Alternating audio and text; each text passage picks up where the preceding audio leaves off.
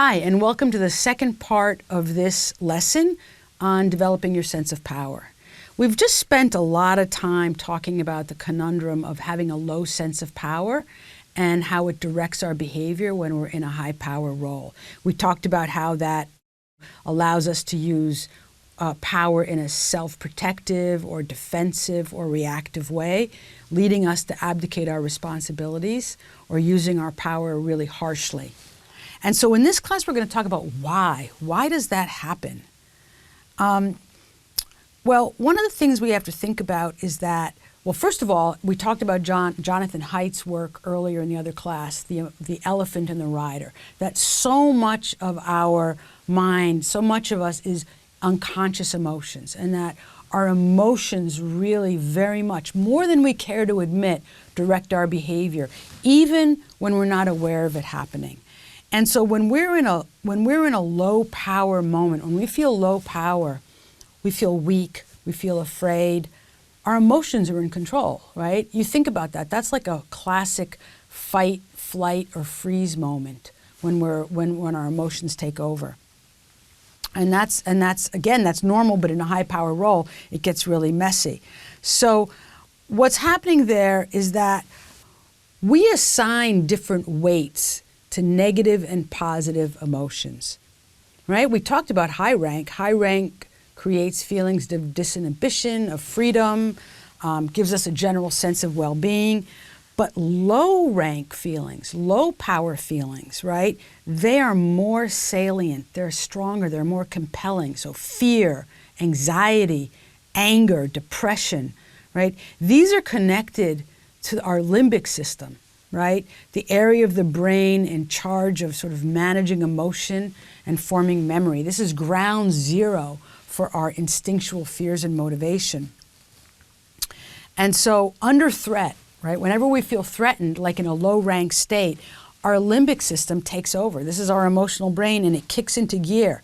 And it sends signals that flood us with hormones, activating our response. And we know this, a lot of us know this. And so from an evolutionary standpoint, so another way to say this is that from an evolutionary standpoint, low rank is a matter of life and death, right? If you're in a low rank state, right, you have no power, you could be hurt, you could be eaten, you could be injured, you could be kicked out of the tribe, you could be you're at the mercy of something bigger or something stronger than you are, right? Something with greater power.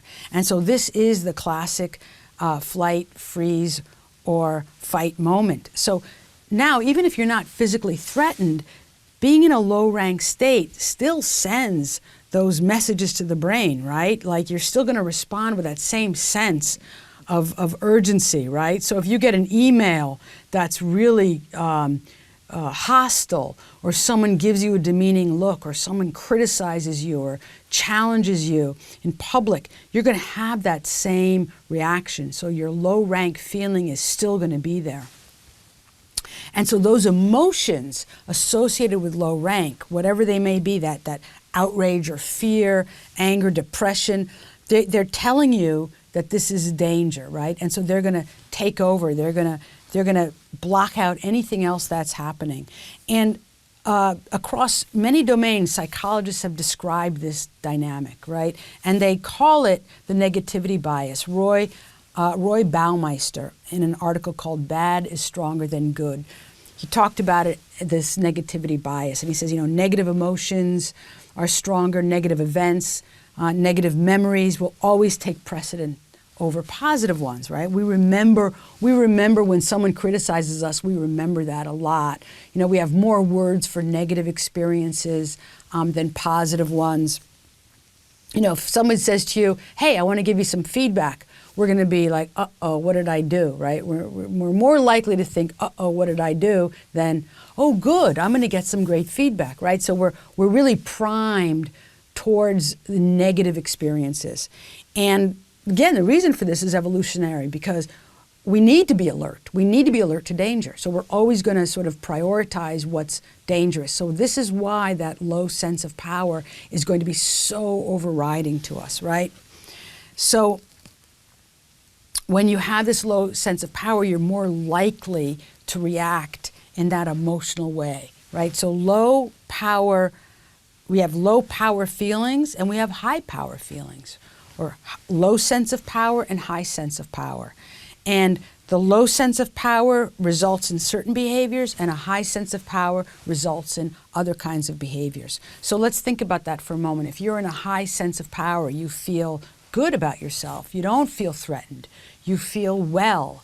You feel stable. You feel confident, right? Well, what's happening, your mental state is clear, right? You're able to manage difficulties, manage the complexity of the moment, right? You're calm, you're focused, you're creative, you're productive, right? So that would mean that you're in a leadership role, you're in a more empowering, more visionary, more collaborative state. You're not threatened by people.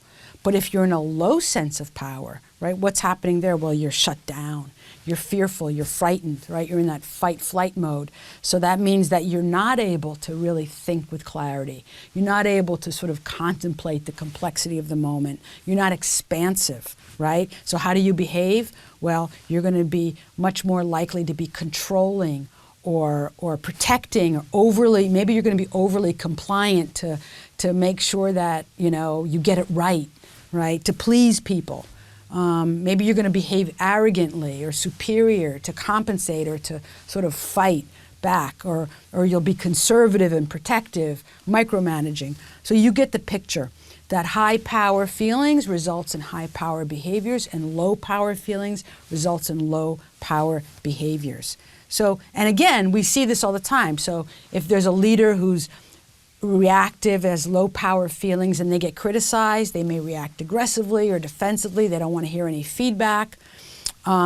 If a leader has low power feelings, low self-esteem, maybe they depend more on the admiration of other people, and they want people to be obedient and respectful, so they're going to sort of demand compliance, right? That we know leaders like that. Or a leader's afraid of looking weak or vulnerable. They're fearful. They think they're no good, or whatever. They're going to maybe hide mistakes. Maybe they're not going to ask for help. They're going to let things go bad without really saying that they need any help, and putting the whole company at risk. So all of these things happen when we have low power feelings, or all of these things are results of our behavior being driven by low power feelings. And so what's the antidote to that? Well, self-regulation is such an important thing. We have to learn how to manage our emotions. It's an ongoing project. And I can't stress this enough, that life will always be throwing new challenges at us. So we always have to grow in our ability to manage our triggers, to manage emotions, to manage the things that upset us, to make sure that in a role of power, that we're not going to be tempted to use power in a reactive way to protect ourselves, to hide ourselves, or to defend ourselves.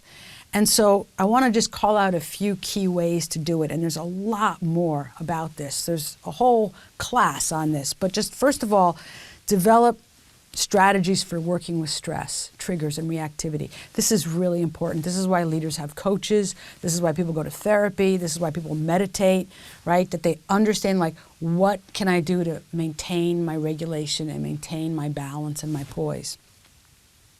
Number two, a really important thing is to take care of your health, right? Sleep, exercise, health.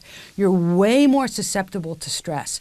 You're way more susceptible to these low rank feelings and losing your composure when you're just not taking care of your physical self, when you're tired, when you're not eating right, when you're not having general fitness, right? Have a rich and meaningful life in general, outside of work. Don't be dependent on one source of feeling good about yourself. So in other words, the more you have in life that makes you feel rich, that makes you feel good, the more things that you can turn to that help you feel whole and balanced, the better you are. So if something goes wrong in one area of your life, you have so many other places where you derive a sense of well-being and pleasure. Finally, have people to talk to. Have friends, have therapists, coaches, advisors, your managers, your whatever, your colleagues, right? So just be able to have places to go when you feel you need to talk to somebody, right? That you have a lot of resources in your life so that you can get help and you can get input and you can find support when you feel this way. If you feel isolated, you're at greater risk of just acting out in negative ways.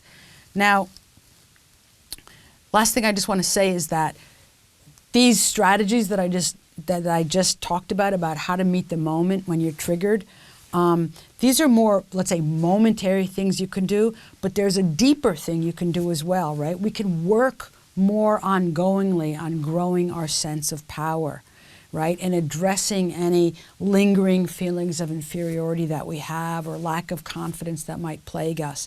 And in the next video, we're going to talk about that. We're going to discuss that. How can we grow our overall sense of power? So if you want more tips on self-management, or click on the link below for guidance on working on triggers.